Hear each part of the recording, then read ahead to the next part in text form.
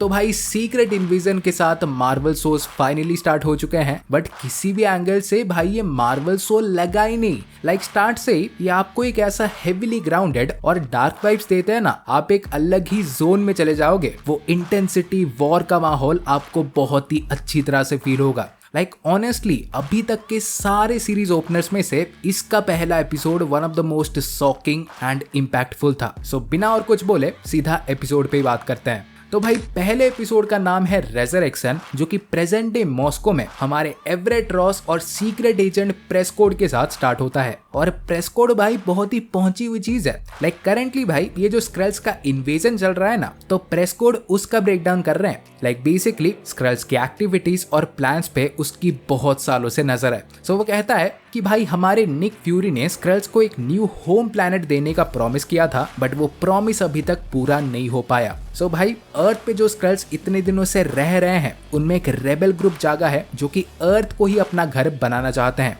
जिसके लिए कुछ टाइम से उनकी एक्टिविटीज बहुत ही बढ़ चुकी हैं। वो फ्रीक्वेंटली ग्लोबल अटैक्स कर रहे हैं और करेंटली वो एक ऐसा बॉम्ब बना रहे हैं जो कि पूरी दुनिया में केओस ले आएगा। सो भाई ऑब्वियस सी बात है, ये सारे कांड जिसके लिए स्टार्ट हुए थे, सो उसको ये चीजें जाननी चाहिए ना। सो ये इन्फॉर्मेशन प्रेस्कोड फ्यूरी तक पहुंचाने की बात करता है, बट यहाँ पे ये पता चलता है कि एवरेट रॉस ही एक स्क्रल था। सो ऑब्वियसली वो प्रेस्कोड को मार देता है और वो एविडेंस लेके भागता है, बट इसी टाइम उसका पीछा भी कोई करने लगता है और लंबे भागम दौड़ी के बाद एक छत से गिर के मर जाता है। और उसे भगाने वाला बंदा प्रीवियस स्क्रल्स का लीडर टैलोस रिवील होता है। और बाय द वे यहाँ पे हमारी मारिया हिल भी थी। सो वो भी ये सब देख के हमारी तरह सदमे में आ चुकी थी और क्या। बट हाँ guys, don't worry, I think Ross मरा नहीं होगा। ये स्क्रल्स जिनकी भी शक्ल लेते हैं ना, वो उन स्पेसिफिक इंसानों को एक चेम्बर टाइप जगह पे रखते हैं। सो प्रोबेबली भाई हमारे रॉस भी वही होंगे। देन सीरीज का भाई इंट्रो देखने मिलता है, जो कि इंटरेस्टिंगली पूरा AI का था। एंड आई नो कुछ लोग देख के यहाँ गाली दे रहे होंगे, बट ऐसा नहीं है जैसे तुम सोच रहे हो। वो ये दिखाना चाहते हैं कि स्क्रल्स की तरह AI भी कैसे ह्यूमैनिटी के लिए एक इवेंचुअल थ्रेट साबित हो सकते हैं। जैसे कि ऑब्वियसली स्क्रल्स इंसानों की जगह ले रहे हैं, वैसे ही AI भी इंसानों का काम करके उनकी जगह ले रहे हैं। बट हाँ, इसके बाद इंफॉर्मेशन पाने के बाद मारिया हिल हमारी निक फ्यूरी को अर्थ बुलाती है, जो कि एक्चुअली स्नैप के बाद से ही आउट ऑफ प्लैनेट थे।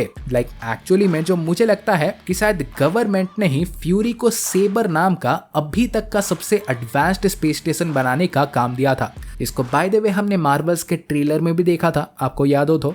सो इसीलिए ही हमारे निक फ्यूरी इतने सालों से अर्थ के बाहर थे, बट अब फाइनली इस स्क्रल इन्वेजन के लिए वापस अर्थ में लौट चुके हैं। और आते ही उनके पुराने दोस्त टैलोस और मारिया हिल उन्हें इस पूरे स्क्रल सिचुएशन का एक ब्रीफ अपडेट देते हैं, जहां से मल्टीपल चीजें पता चलती है। लाइक पहले तो भाई टैलोस को स्क्रल काउंसिल से एग्जाइल कर दिया गया है और ग्रेविक नाम का एक स्क्रल करेंटली लीडर है, जो कि बेसिकली सारे यंग स्क्रल्स को प्रवोक करके उनसे ग्लोबल अटैक्स करवा रहा है। और करेंटली इन्होंने रसिया के एक सीक्रेट न्यूक्लियर पावर प्लांट में अपना एक बेस भी सेटअप कर दिया है, जहां से वो अपने अटैक्स को एग्जीक्यूट कर रहे हैं। इवन टैलोस की बेटी गाया भी उनकी साथ ही है, बिकॉज ऑब्वियसली वो भी गुस्सा है कि कैप्टन मार्वल और निक फ्यूरी ने अपना वादा क्यों पूरा नहीं किया। बट हाँ, यहाँ पे ये रिवील होता है कि स्क्रल्स का करंट प्लान है कि वो USA और रसिया के बीच एक बहुत बड़ा वॉर शुरू करना चाहते हैं। इसके लिए वो करेंटली एक बॉम्ब बना रहे हैं और इसके पार्ट्स उन्होंने कजाकिस्तान के एक बेस से चुराए थे। और भाई ऐसे कैसे चुरा सकते हैं अगर कोई अंदर का बंदा ना हो तो?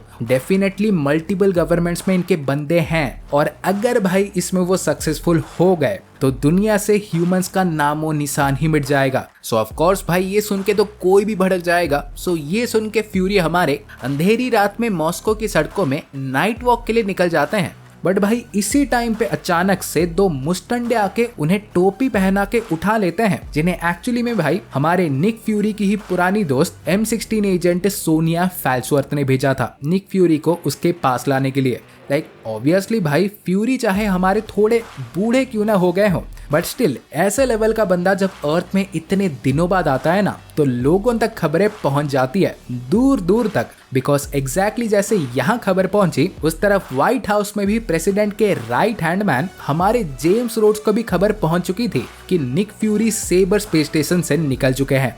सो गाइस ये क्लियर है कि ये स्टोरी बस स्क्रल्स वर्सेस ह्यूमंस की नहीं होगी, बल्कि इसमें हमें बहुत सारे पॉलिटिकल टर्मोइल्स और ह्यूमन कॉन्फ्लिक्ट्स भी देखने मिलेंगे। फिर इसके बाद फाइनली हम रसिया के एक सीक्रेट न्यूक्लियर पावर प्लांट में स्क्रल्स के सीक्रेट बेस को देखते हैं, जिसको बाय द वे वो न्यू स्क्रलोस कह रहे हैं। लाइक भाई ग्रेविक ने यहाँ पे पूरे स्क्रल्स का एक कम्युनिटी बना दिया है जिसमें 500 से भी ऊपर स्क्रल्स है, और इन्हीं में से उनके जो स्पेशल यानी वॉरियर स्क्रल्स हैं वो मोस्टली अपने ह्यूमन फॉर्म में ही रहते हैं ताकि किसी को ऐसे शक ना हो। बट भाई मेन चीज तो यहाँ पे ये जानने मिला कि ये स्क्रल्स जिनका भी अपीयरेंस कॉपी करते हैं ना, वो उन्हें सेल्स बोलते हैं और उन इंसानों को वो एक चेम्बर टाइप जगह पे रखते हैं। इवन भाई वो उनकी मेमोरीज भी कॉपी कर लेते हैं। मतलब सोच रहे हो, देयर इज लिटरली नो वे कि आप पता लगा पाओ कि कौन स्क्रल है। फिर इसके बाद भाई ये जानने मिलता है कि भाई ग्रेविक के प्लान्स तो जो हैं वो हैं, बट जल्द ही वो कहीं पे बॉम्ब से अटैक्स करने वाला है और बॉम्ब्स बनाने के लिए वो एक छपरी को हायर कर रहा है। सो भाई अब क्या था, उस छपरी बॉम्ब बिल्डर का अता पता सुनने के बाद सारे के सारे M16 agents, Nick Fury, Talos, मतलब भाई सारे उसके घर के आगे पहुंच जाते हैं ताकि जब भी ये स्क्रल्स उस बॉम्ब को लेने आए तो ये लोग ऐसे पूरी तरह से रेडी रहें। बट भाई ग्रेविक इतना टेरिफाइंग तो है ही, बट ये इतना सातिर है ना, बिकॉज उन बॉम्ब्स को लाने के लिए वो टैलोस की बेटी को ही भेज देता है, बिकॉज ऑब्वियसली भाई उससे पता है टैलोस उसकी बेटी को कभी भी हार्म पहुंचने नहीं देगा। सो M16 एजेंट्स एज एक्सपेक्टेड किसी काम तो निकले नहीं और फ्यूरी टैलोस भी बॉम्ब बिल्डर के पास भाई पहुंच तो जाते हैं, बट तब तक भाई गाया बॉम्ब लेके निकल भी चुकी होती है। सो गाया और फ्यूरी गैंग के बीच एक चेस देखने मिलता है जिसमें इवेंचुअली हमारा टैलोस उसकी बेटी गाया को कन्फ्रंट करता है, बट जैसे कि एक्सपेक्ट किया था वो बस कन्फ्रंट ही करता है, उसे रोक नहीं पाता, वो निकल लेती है बॉम्ब लेके। बट भाई रुको, क्योंकि जाने से पहले टैलोस ने भी कुछ बोल के आग लगा दी थी कि जाने से पहले ये सुन लो कि तुम्हारी माँ मर चुकी है और उसकी डेथ का रेस्पॉन्सिबल कोई और नहीं बल्कि ग्रेविक और उसके स्क्रल्स ही हैं। सो इसके बाद गाया बॉम्ब भाई डिलीवर तो कर देती है, बट ये चीज उसे शायद हिट करती है तो वो वापस टैलोस से मिलने आती है और उसे ग्रेविक का पूरा प्लान बता देती है कि अगले दिन ग्रेविक रसिया के एक पब्लिक प्लेस में 3 बॉम्ब अटैक्स करेगा और उसे तुम्हारे आने के बारे में ऑलरेडी पता होगा। सो भाई अब क्या, अगले दिन हमारे फ्यूरी गैंग भी ऐसे मस्त नहा कर निकल लेते हैं ग्रेविक और उसके बॉम्बर्स को पकड़ने के लिए, बट जैसे कि सोचा था ग्रेविक इनसे 2 कदम ऑलरेडी आगे था। वो तीनों को बेट करता है और एज प्लान्ड वो तीनों बॉम्ब्स को फोड़ देता है। बट भाई ये बंदा बस मैसेज नहीं देता, ये मैसेज के साथ साथ एक मिठाई का डब्बा भी देता है। सो भाई बॉम्ब तो भाई फोड़ता ही है, वो भी 3-3, बट उसके साथ निक फ्यूरी का रूप लेके मारिया हिल को भी मार देता है।